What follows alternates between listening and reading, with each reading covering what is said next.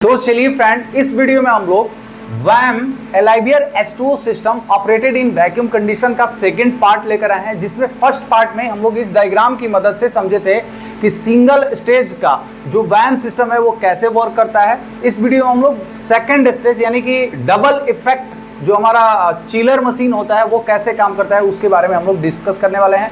तो हमारे साथ बने रहिएगा, पूरे एंड तक वीडियो देखिएगा, बहुत ही इंफॉर्मेटिव होने वाला है। तो चलिए इस वीडियो को करते हैं स्टार्ट।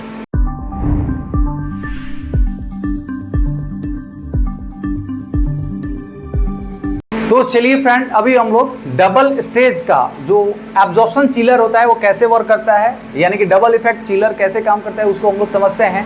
तो देखिए, सिंगल इफेक्ट का मतलब होता है कि ऐसा इफेक्ट जहां पे केवल एक जगह हम लोग जनरेशन कर रहे हैं, यानी कि उसके अंदर केवल एक ही जनरेटर लगा हो। और डबल स्टेज का मतलब कि हम लोग वहां पे दो जनरेटर लगा देंगे। तो देखिए, उम्मीद करता हूं ये डायग्राम आपको अच्छे से समझ में आ गया होगा, क्योंकि प्रीवियस वीडियो में हम लोग इसी के ऊपर हम लोग सिंगल स्टेज वाला डिस्कस किए थे, जिसमें हम लोग देखे थे कि यहाँ पे एक कंडेंसर होता है, एक हमारा ये इवापोरेटर जोन हो गया, और इधर हमारा एब्जॉर्बर जोन, और ये जनरेटर। हम लोग क्या करते थे कि जो भी हम लोग एब्जॉर्बर में लिथियम ब्रोमाइड रख दिए और इवापोरेटर के अंदर हम लोग वाटर का स्प्रे करवाते थे।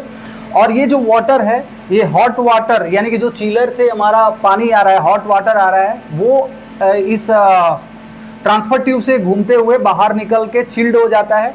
और जो हमारा टेम्परेचर डिफरेंस आया, उसी टेम्परेचर डिफरेंस से हमारा जो पानी है वो इवापोरेट हो जाता है। और यहाँ पे हम लोग वैक्यूम 6 mm Hg मेंटेन कर रहे थे, जिससे हमें 5 डिग्री सेल्सियस टेम्परेचर पे ही वाटर जो है वो इवापोरेट हो जाता था।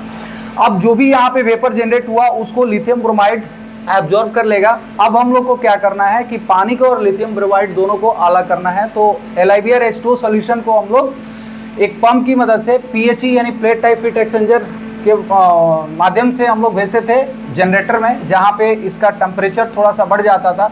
और यहाँ पे हम लोग स्टीम सोर्स देते थे या हॉट वाटर सोर्स देते थे, जिससे हमारा वाटर जो है वो प्रेसिपिटेट हो जाता था इस एलाइबियर से। और एलाइबियर को हम लोग डायरेक्ट इधर भेज दिए, यानी कि हमारा प्योर एलाइबियर मिल जाता था। अब जो हमारा वेपर था उसको हम लोग भेजते थे कहाँ पे, तो कंडेंसर में। कंडेंसर में भी हम लोग कूलिंग वाटर का फ्लो करवाते थे, जिससे हमारा कंडेंस होकर के ये फिर से वापस आ जाता था इवापोरेटर में। और इस एलाइबियर सोल्यूशन का टेम्परेचर मेंटेन करने के लिए भी हम लोग यहाँ पे कूलिंग वाटर का फ्लो दे रहे थे। और यहाँ से कंडेंसर और इवापोरेटर का प्रेशर मेंटेन करने के लिए बीच में हम लोग ऑरिफिस लगाए थे। तो ये था प्रीवियस वीडियो में डिस्कस किए थे। अब हम लोग डिस्कस करेंगे कि जो हमारा सेकंड स्टेज का जो एब्जॉर्प्शन चिलर होता है वो कैसे काम कर रहा है। तो देखिए, अगर फर्स्ट स्टेज है इसका मतलब हमारा केवल एक ही जनरेटर होगा, लेकिन अगर सेकंड स्टेज का है तो इसमें हमारा दो जनरेटर लगा रहता है। तो दो जनरेटर के लिए मैं यहाँ पे एक सिंपल सा डायग्राम कर दे रहा हूँ। देखिए, मान लीजिए कि ये जो है वो हमारा HT, इसको हाई टेम्परेचर जनरेटर बोलते हैं, और इसको लो टेम्परेचर जनरेटर बोलते हैं। ठीक है, अब हम लोग क्या करते हैं कि जो हमारा फ्लूइड यहाँ से जा रहा था, यानी कि जो हमारा सोल्यूशन जा रहा था, इस बस केवल जनरेटर का ही चेंज होता है और कुछ भी चेंज नहीं होता है। तो जो हमारा यहाँ से फ्लूइड जा रहा था इस जनरेटर में, इसको हम लोग जो फ्लूइड है इसको दो पार्ट में कर देते हैं। यानी कि एक पार्ट जो है हमारा इधर HT जनरेटर में जाएगा। HT क्योंकि वहाँ पे हम लोग सोर्स क्या दे रहे हैं, स्टीम सोर्स दे रहे हैं, तो इसके अंदर जो आप ज़्यादा अमाउंट में भेज सकते हैं। तो यहाँ पे लगभग हम लोग 60 से 70% तक हम लोग भेज देते थे। 70% हम लोग भेज देंगे सोल्यूशन यहाँ पे, लेकिन रिमेनिंग जो 30% है, 30% उसको हम लोग भेजते हैं कहाँ पे, तो LT जनरेटर के अंदर। अब हम लोग क्या करते हैं, यहीं से एक टैपिंग लेकर के, देखिए यहाँ पे ये हम लोग एक फीड करने के लिए थोड़ा सा यहाँ पे एक डायग्राम कर रहा हूँ। यहाँ से हम लोग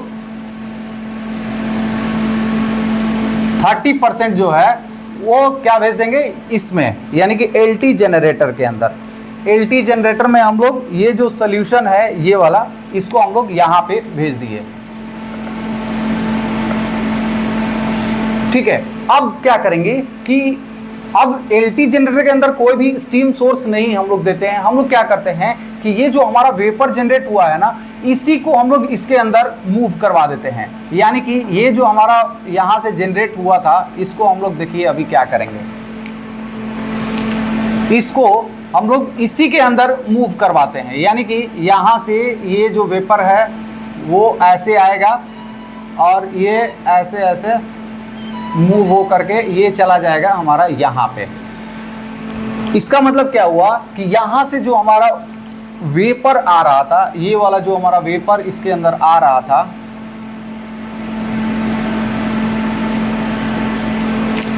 ये वेपर था, इसके अंदर वेपर था। अब वेपर के पास भी कुछ ना कुछ हीट है।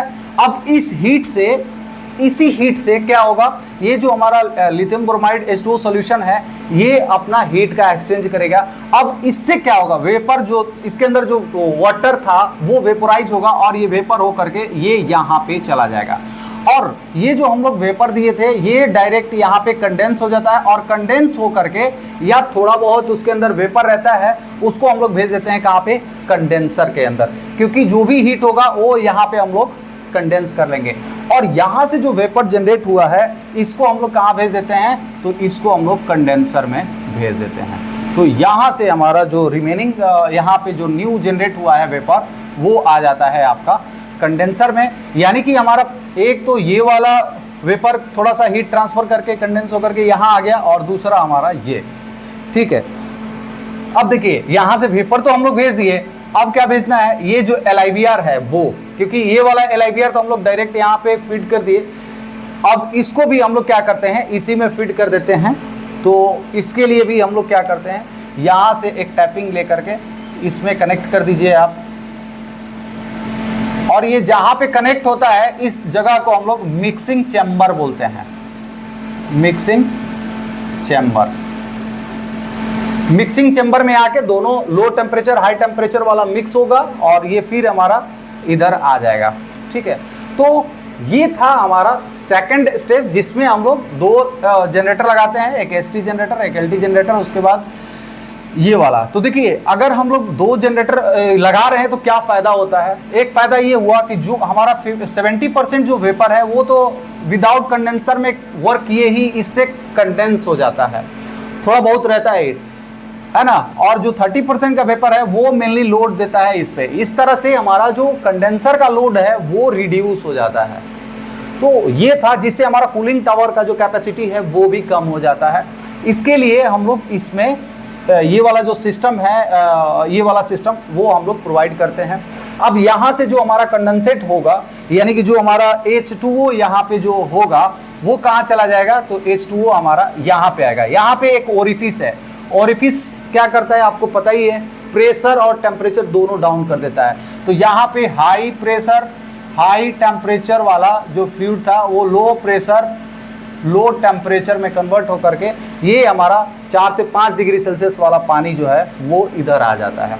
क्योंकि ये वाला जो जोन है ना वो हाई प्रेशर जोन है और ये वाला जो है वो लो प्रेशर, यानी कि इवापोरेटर और एब्जॉर्बर लो प्रेशर जोन है और जनरेटर और कंडेंसर जो है वो हाई प्रेशर। यहाँ पे एक्चुअली जो वैक्यूम हम लोग इसके अंदर मेंटेन करते हैं तो ये सारा एक दूसरे से इंटरकनेक्टेड है, तो वैक्यूम चारों तरफ रहेगा लेकिन ये टेम्परेचर के करस्पॉन्डिंग रहेगा। जैसे कि मान लीजिए यहाँ पे हमारा 6 mmWc है तो यहाँ पे जो वैक्यूम रहता है वो लगभग 75 से लेकर के 80 85 100 भी हो सकता है, 100 mm ऑफ Hg रहेगा। इसमें इससे थोड़ा सा कम रहेगा, इसमें मान लीजिए 60 से 65 mm Hg रहेगा, इसमें इससे और कम रहेगा, इसमें मान लीजिए 50-55 रहेगा। तो ये 55 mm Hg वाला है, इधर आपको 6 में लाना है तो आपको उसका प्रेशर ड्रॉप करना ही पड़ेगा। उसके लिए हम लोग यहाँ पे ओरिफिस डाल देते हैं। तो इस तरह से ये पूरा सिस्टम वर्क करता है। उम्मीद करता हूँ ये वीडियो आप लोग अच्छे से समझ में आ गया होगा। अगर मेरा वीडियो आप लोग अच्छा लगा, इन्फॉर्मेटिव लगा तो प्लीज़ मेरे वीडियो को लाइक कर दीजिए। अगर मेरे चैनल पर आप डिस्कशन में नए हैं तो प्लीज़ मेरे चैनल को सब्सक्राइब कर दीजिए। तो चलिए friends, thank you so much.